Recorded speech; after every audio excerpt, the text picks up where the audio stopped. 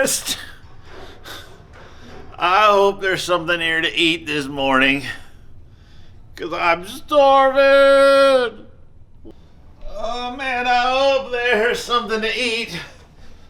Oh, cereal. No one likes Frosted Mini Wheats. Ugh.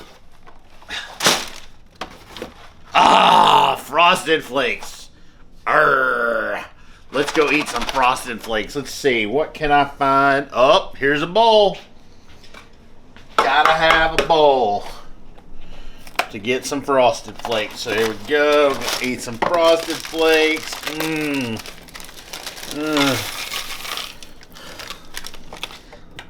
Let's see if they got any milk. No milk. How am I gonna eat my cereal with no milk? This is the youth fridge anyway. They keep stuff expired. Youth are so weird.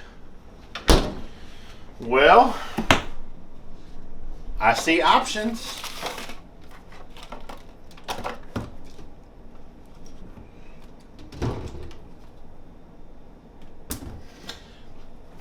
Grape juice it is. Can't be that bad.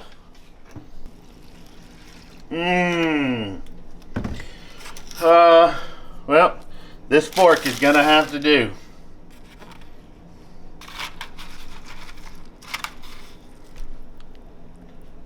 Eric, stop. Cereal with grape juice? That is so weird.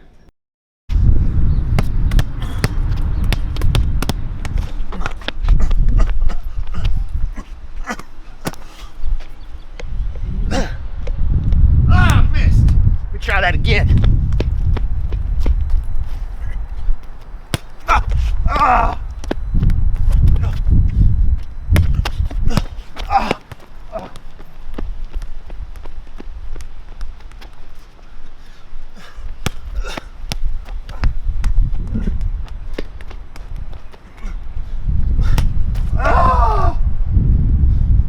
Wait a minute.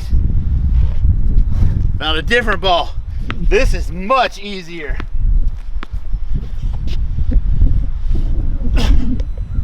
Oh, money! Eric, your basketball skills are weird. Oh, man. That basketball wore me out. In fact, I'm a little hot and sweaty. Might have to figure out how to dry off. Oh.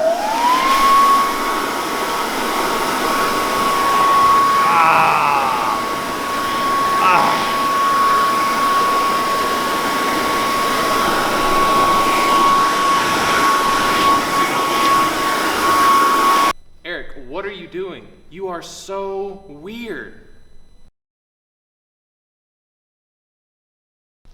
There are so many awesome stories in the Bible, right? Like the superheroes of the Bible who stood up for what God wanted even when it was tough. Men and women who did the things that God wanted them to do, right? There are stories about how you and I are sinners and we should be separated from God forever. But because of Jesus, we can be with him forever.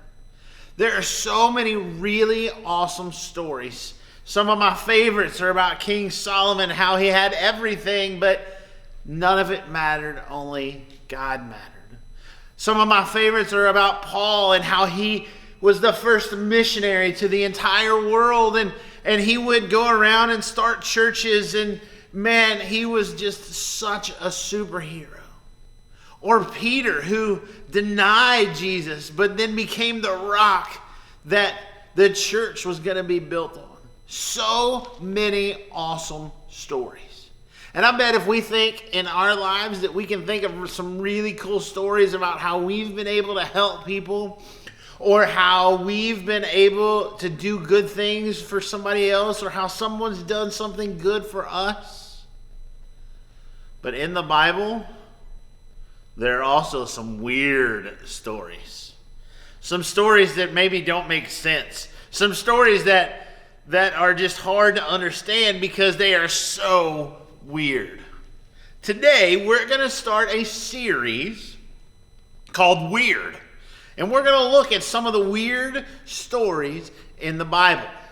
Today, the story is about a talking donkey. That's weird, right? Somebody went to a donkey to get help. That's crazy. Let's see what the Bible says about a talking donkey. Today's story is about a man named Balaam. And the story takes place when the Israelites, who were the Israelites? They were a people who believed in God, right? And they had just been released from slavery, from the Egyptians. Remember, they were slaves to the Egyptians, and Moses led them out, and they had to go into the desert and wander for a while, and they had not made it to the place that God had promised them. And they would wander across different cities and nations. And sometimes these nations didn't like the Israelites being there. And they would go to war with them. They would become hostile with them. And God was traveling with the Israelites.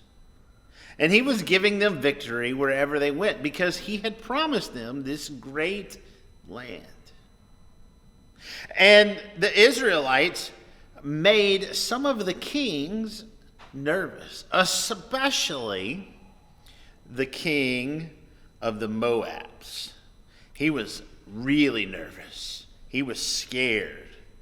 And he sent some people to get Balaam, right? He wanted Balaam to come over and be on his side. So he was trying to capture the flag, right? He was trying to get Balaam to be on his team, get him to switch sides. But Balaam refused. He was like, I'm not doing that. And he sent back the king and he said, nope, not doing that. And then some strange things happened. Let's look in Numbers chapter 22, verses 21 and following. You ready? That night, God came to Balaam and said, since these men have come to summon you, the Moabs, go with them, but do only what I tell you. Balaam got up the next morning and saddled his donkey and went with the prince of Moab. But God was very angry, and when he went, the angel of the Lord stood in the road and opposed him. Balaam was riding on his donkey, and his 2 servants were with him. When the donkey saw the angel of the Lord standing in the road with a drawn sword in his hand, she turned off the road into a field. And Balaam guided her back to the road. Then the angel of the Lord stood on a narrow path between 2 vineyards with walls on both sides. When the donkey saw the angel of the Lord, she pressed close to the wall, crushing it against Balaam's foot. So he beat her. Then the angel of the Lord moved on ahead and stood in a narrow place where there was no room to turn, either to the right or to the left. And when the donkey saw the angel of the Lord, she laid down, and Balaam was angry. And he beat her again with his staff. Then the Lord opened the donkey's mouth and said, what have I done to you to beat me these times? Balaam answered the donkey, you have made me a fool. If I had a sword in my hand, I would kill you right now. The donkey said to Balaam, I am not your own donkey, which you have always ridden to this day. Have I been in the habit of doing this to you? No, he said. Then the Lord opened Balaam's eyes, and he saw the angel of the Lord standing in the road with his sword drawn. So he bowed low and fell face down. The angel of the Lord asked him, why have you beaten the donkey these 3 times? I have come here to oppose you because your path is a reckless one. The donkey saw me and turned away. If she had not turned away, I certainly would have killed you by now. But I have spared her." Balaam said to the angel of the Lord, "I have sinned, and I did not recognize that you were standing in the road to oppose me. Now, if you are displeased, I will go back." So 3 times. How many times? 3 times. The angel of the Lord stood in front of Balaam's way. And he could not see because his eyes were closed. But the donkey, his donkey, could see. And 2 times, he tried to get out of the way. Right? The donkey who could see the Lord coming after them, he tried to get out of the way. Balaam couldn't see because his eyes were closed, and he would beat the donkey. And the 3rd time, there was nowhere for them to go. Right? Remember, the path was so small that you couldn't move right and you couldn't move left. And so the donkey, not wanting to get hurt, just went and laid down. And Balaam was getting frustrated and mad. But the donkey was seeing the Lord. And Balaam couldn't. So the donkey said, "What are you doing? I have always been good to you. I've always done exactly what you wanted. But yet you are beating me." And in fact, the donkey started talking. And I don't know about you, but that would freak me out because that is weird. If a donkey started talking to me, I don't know what I'd do. But the donkey points out, "Hey, I've been your guy, right? I've been your guy. I've had your back for all of these years. I've never done anything that you didn't want me to." And finally, Balaam's eyes were opened, and he saw God. And the donkey was protecting him. Because at the end, remember, he said, "Hey, if you had kept going, you would have been killed." The donkey was protecting him. And God, even though Balaam had messed up, have you and I messed up? We have.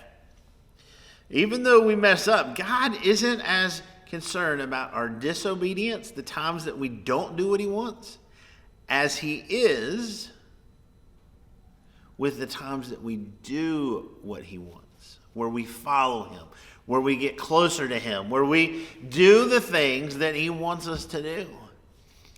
And Balaam's donkey was using him to do that. That's weird. How many times, though, has God shown you what to do through something weird? Maybe it's a friend. Maybe it's a time at a game. Maybe it's something at school that happens and you go, "That's weird." Maybe God's showing you what he wants you to do. Every once in a while in life, we don't know which way to go, right? Just like Balaam didn't know that he needed to go right or that he needed to go left, sometimes we don't know where to go, right? We don't know what direction. We don't know what God wants. We just cannot figure it out. Here's the cool thing. God is with us everywhere. Anywhere that we go, God is with us. He's with us when we're at school and we forgot to study for a test and we have a choice to make. Do we cheat or do we just get what we get and don't throw a fit? He's with us when we're playing video games and somebody asks us to play a game that maybe we know our mom and dad wouldn't want us to. Do we follow our friends or do we follow our mom and dad? God's always with us. He wants to help you make the right choice. And just like the donkey tried to guide Balaam the right way, away from the danger, God will do the same thing for us if we ask him. So let's continue to remember that even the weird stories in the Bible can help us. Even the weird stories can help us know that God has a plan and a direction for us, and he's going to do whatever it takes to help us follow him.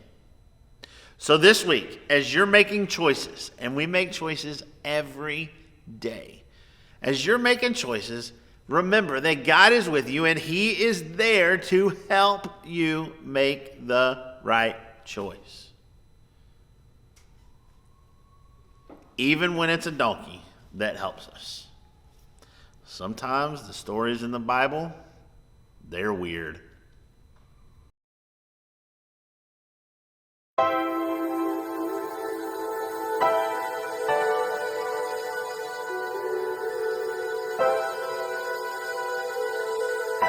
It's Luke 15, verse 6 and 7. Come on! Then he calls his friends and neighbors together and says, rejoice with me. Then he calls his friends and neighbors together and says, rejoice with me. Then he calls his friends and neighbors together and says, rejoice with me. I found my lost sheep. I found my lost sheep. I tell you that in the same way there will be more rejoicing in heaven over one sinner who repents than over 99.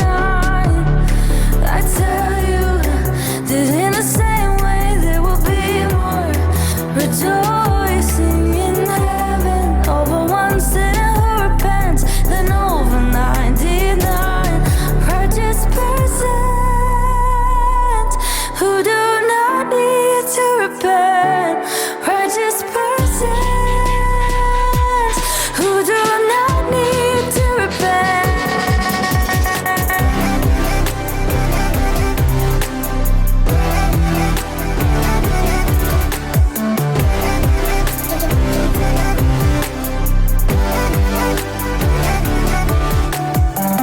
Then he calls his friends and neighbors together and says, rejoice with me. I found my lost sheep. I found my lost sheep. I tell you that in the same way there will be more rejoicing in heaven over one sinner who repents than over 99. I tell you that in the same way there will be more rejoicing in heaven over one sinner who repents than over 99 righteous persons who do not need to repent. Righteous persons who do not need to repent.